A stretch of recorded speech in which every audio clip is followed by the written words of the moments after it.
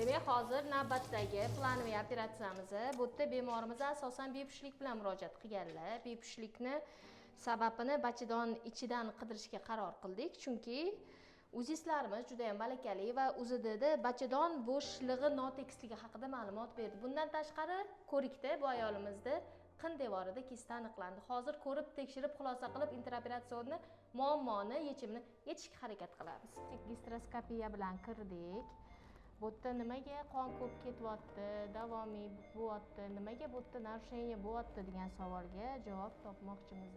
Polip aniqlansa yokida polipozniy endometriy bo'lsa yoki sinexiya, ba'zi bir holatlarda endometritda ham ana shunaqa holat bo'ladi. Endometritda asoratida bu yerda turmush o'rtog'ida bemorlarni shamollash surunkali bo'lsa, albatta ayol stradать qiladi. Chunki ayollarda infeksiya tepaga qarab harakatlanadi. İçi de var.